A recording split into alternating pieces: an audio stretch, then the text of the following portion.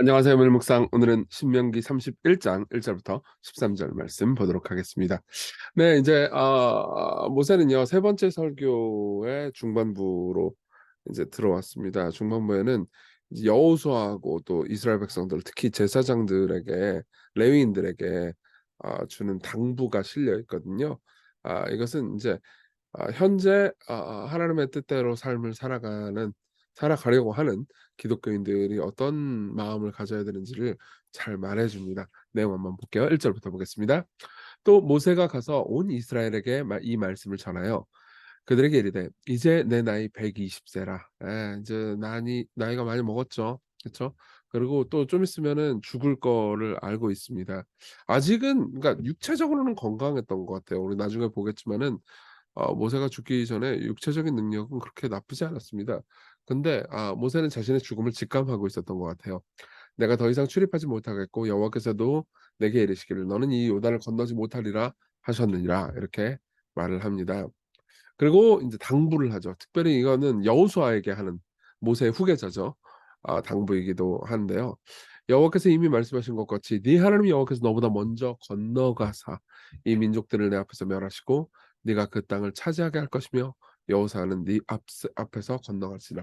여기서 여호와께서 너보다 먼저 건너가사 하고 여호수아는 내 앞에서 건너갈지라 이거는 주어만 다르고 똑같습니다. 그러니까 인제 여호와께서 먼저 간다는 거예요. 그리고 여호수아는 백성들에서 또 먼저 가야 된다는 거죠. 왜 그래요? 하나님께서 먼저 가셨으니까 우리도 하나님이 하시는 일을 똑같이 따라해야 한다라는 의미이기도 하고요. 그리고 이런 의미이기도 합니다. 하나님은 다 하시지 않아요. 하나님이 하시긴 하지만 우리가 하나님의 일에 동참할 수 있도록 하십니다. 물론 다 해 놓고 나서 보면은 '오 이거 하나님이 다 하셨는데?' 라는 생각이 듭니다. 저도 목회를 하면은 목회에서 이룬 모든 열매들은 다 생각하면 하나님이 하신 일 같아요. 여러분들의 일상에서 경험하는 직장 생활이나 가정이나 삶의 여러 가지 도전들도 마찬가지예요. 궁극적으로 하나님께서 여러분들을 돌보시고 여러분들을 위해서 일하십니다. 하지만 여러분들과 상관없이 일하지 않아요. 여러분들은 가만히 수동적으로 있으면 뿅 하고 나타나게 하시는 방식으로는 일하지 않습니다.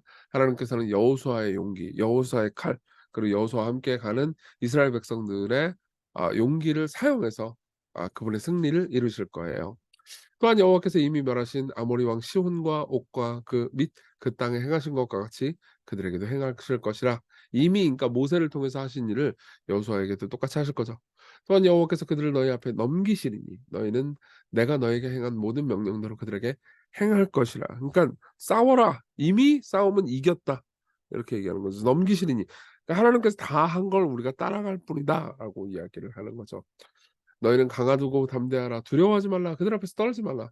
이는 내 하나님 여호와 그가 너와 함께 가시며 너를 결코 떠나지 아니하시며 버리지 아니하실 것임이라 하고. 그러니까 이 본문은요 계속해서 그러니까 뭘 강조하냐면 너희들이 전쟁을 해야 한다. 고통을 당해야 된다. 전쟁 힘든단 말이에요. 괴로워야 한다. 하지만 하나님께서 이 모든 것을 미리 하셨고 승리하셨고 그리고 너희들을 버려두지 않고 함께 하실 것이다. 이렇게 이야기를 하는 거죠. 그러면서 모세가 여호수아를 불러 온 이스라엘의 목전에서 그에게 이르되 너는 강하고 담대하라. 너는 이 백성을 거느리고 여호와께서 그들의 조상에게 주시라고 맹세하신 땅에 들어가서 그들에게 그 땅을 차지하게 하라. 이 7 절은 제가 많이 묵상했던 본문입니다. 제가 사실 송년 예배 때 인제 이 신명기 특히 이 인제 하나님께서 앞서가셨다라는 말씀에 좀 은혜를 받았다는 이야기를 많이 했는데요. 여호수아를 불러서 한 이 말, 그러니까 이 백성들이 하나님께서 이미 하시는 일들을 눈으로 보게 하는 것, 이게 저한테는 굉장히 큰 도전이거든요. 여러분들이 제가 설교를 하거나 여러 가지 개인적인 권면을 할 때 하나님께 순종하도록 권면하잖아요. 그쵸? 그러면은 여러분들 두려워합니다. 많이 두려워해요. 저도 사실 두렵죠. 순종은 두렵습니다. 그렇지만 순종을 해 보십시오. 그러면 하나님께서 일하시는 것을 순종하지 않잖아요. 그러면 하나님께서 일하시는 것을 못 보지만은 순종하면 하나님이 일하시는 것을 볼 수 있어요. 우리는 순종함으로 하나님께 사랑받는 것이 아닙니다. 근데 순종함으로 하나님의 사랑과 능력을 알아갑니다. 예. 그럼 어떻게 돼요? 그리하면 여호와 그가 내 앞서 가시며 너와 함께 하사 너를 떠나지도 아니하시고 버리지 아니하시리니 너는 두려워하지 말라 놀라지 말라. 또 모세가 이 율법을 써서 여호와의 언약궤를 매는 레위 자손 제사장들과 이스라엘을 모든 장로에게 주고 모세가 그들에게 명령하여 이르기를 매 7년 끝에 곧 면제년의 초막절에, 면제년은 안식년을 의미해요. 안식년에 온 이스라엘이 내 하나님 여호와 그가 택하신 곳에 모일 때 이 율법을 낭독하여 온 이스라엘에게 듣게 할지니 곧 백성의 남녀와 어린이와 내 성읍 안에 거류하는 타국인을 모으고 그들에게 듣고 배우고 내 하나님 여호와를 경외하며 이 율법의 모든 말씀을 지켜 행하게 하고 또 너희가 요단을 건너가서 차지할 땅에 거주할 동안에 이 말씀을 알지 못하는 그들에게 자녀에게 듣고 내 하나님 여호와 경외하기를 배우게 할지니라 이렇게 이야기를 합니다. 그러니까 레위인들한테는 뭘 부탁하냐면은 말씀을 계속해서 들려줘라. 특히 안식년에 다 모여서 특히 자녀들에게도 계속해서 들려주어라. 이렇게 이야기를 하는 거죠. 자, 우리 내용 적용해 볼까요? 첫째로는 용기를 가지는 삶입니다. 이스라엘 백성들이 들어가면은 가나안과 전쟁을 했었어야 했죠. 근데 마찬가지로 우리도 이 세상 문화와 상황에 동조하지 말고 맞서야 합니다. 이걸 세상을 막 정죄하거나 혹은 뭐 세상에 하는 일을 다 반대하라는 의미는 아니에요. 하지만 세상에 흐름이 있습니다. 이 세상이 전부다라고 말하는 세상에 무언가가 있죠. 여러분 계속해서 이제 삶을 살잖아요. 그러면 직장이나 여러분들이 뭐 TV를 보든 뭐 인터넷으로 뭐 어떤 뭐 콘텐츠를 보든 뭘 보든 간에 거기에는 일종의 설교가 있습니다. 예. 세상의 사고방식과 마인드를 집어넣죠. 예. 누군가는 연애 콘텐츠를 하도 많이 봤대요. 그런데 이제 연애 콘텐츠를 유튜브에서 계속 보다 보니까 요즘은 뭐 연애하면은 뭐 성관계 맺는 게 너무 당연하다는 식으로 이야기를 하니까 그게 너무 당연하고 기독교에서 말하는 성윤리는 너무 보수적이고 너무 뭐 잘못된 것 같아. 이런 얘기를 한 분도 계세요. 어떤 분들은 뭐 이혼 한번 하는 건 너무너무 당연한 거니까는 뭐 이런 식으로 이제 컨 기독 뭐 이제 세상 콘텐츠들이 그런 얘기 많이 한단 말이에요. 그러니까는 쪼끔만 배우자하고 무슨 일이 있어도 '아 이혼해 버릴까.' 이런 생각이 든다는 거죠. 사실 성경은 이런 문제에 있어서 우리가 살아가는 세상을 거스르라고 말하거든요. 그럼 어떻게 돼요? 네, 용기가 필요하죠. 우리는 보통 두려움이 없는 상태를 원하지만 하나님께서는 두려움의 상태에서 하나님을 신뢰하기를 바라십니다. 그분은 우리에게 사망의 음침한 골짜기에서 함께 하신다고 하셨지 사망의 음침한 골짜기를 안 보낸다고 말씀하지 않으셨어요. 그분은 "내가 너를 위해서 행하시겠다. 네 행하겠다."라고 말씀을 하실 뿐이지 "너는 아무것도 안 해도 된다." 이렇게 말씀하지 않습니다. 예. 함께 들어가야죠. 전쟁을 실제로 치러야 됩니다. 근데 그 전쟁은 미리 하나님께서 이기신 전쟁, 치르신 전쟁 그리고 승리하신 전쟁이에요. 그리고 우리는 그분과 함께 한다는 것을 생각할 수 있죠. 여기서 용기가 나옵니다. 용기는요. 용기는 두려움이 없는 상태를 가리키는 게 아니에요. 막 사람들은 용기를 이런 식으로 생각한단 말이에요. 막 마동석처럼 막 힘센 사람을 다 때려 부셔 버리는 걸 생각하는데 그게 용기가 아닙니다. 예. "난 두려움이 없어. No fear." 이게 아니고 너무너무 두렵다 하더라도 '이것은 옳은 일이야. 이것은 하나님께서 기뻐하시는 일이야.' 그러면서 인내하면서 그 두려움 가운데서 옳은 일을 하는 것. 그게 용기고요. 성경은요 우리에게 용기를 요구합니다. 두 번째로는 무엇보다 나 자신과 싸울 용기예요. 성경의 용기는 어느 정도 어떤 의미에서는 안식할 용기를 말해 줍니다. 네. 여러분 보세요. 안식은요 세상을 거스르는 거죠. 예. 뭐 쉼과 이런 것들은 세상을 거스르는 것처럼 보이지 않지만 예를 들면 이런 거예요. 내가 막 승리하려고 성공하려고 막 애쓰기보다는 주어진 일에 충실하고 하나님께 맡기는 것 이거는 안식을 선택하는 거거든요. 예. 하나님과의 교제를 희생시켜 가면서까지도 막 승리하고 성공하려고 하는 것은 사실 쉬지 못하는 태도인데 내가 당장 열매가 없더라도 하나님과의 교제를 제일 소중히 여겨야겠다. 이것은 하나님 안에서 쉬는 태도죠. 말씀을 안식년에 든다고 그랬잖아요. 안식년에 다 모든 게 이 병을 치료할 시간 뭐 저기 가축도 시무럽고 마음도 시무럽고 그런 상황에서 말씀을 들으면 어떻게 돼요? 이 말씀이 우리를 괴롭히는 말씀이라기보다는 이 말씀이 참 우리를 거룩하게 만들고 성화시키고 변화시키는 말씀이구나라는 것을 서서히 깨닫게 되겠죠. 예. 자 그걸 깊이 생각한다면요. 우리는 더 큰 용기를 가질 수 있게 될 겁니다.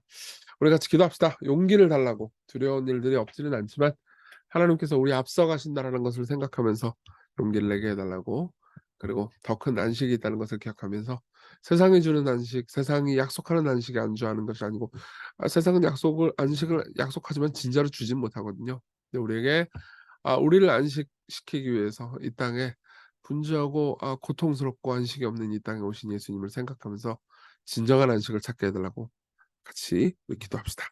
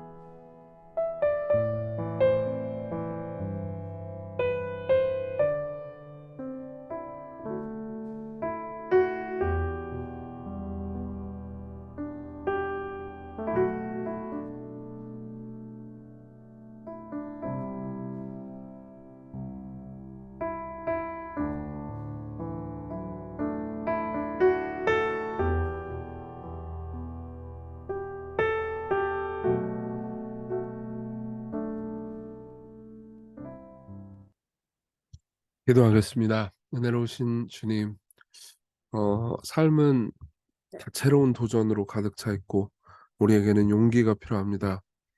하나님의 뜻대로 산다는 것은 참으로 두려운 일들을 많이 가져옵니다. 이 두려움 가운데 하나님께서 함께 하신다는 것을 기억하게 하소서. 예수님 이름으로 기도했습니다. 아멘. 네, 하나님의 은혜 안에서 오늘 기쁜 하루 보내세요.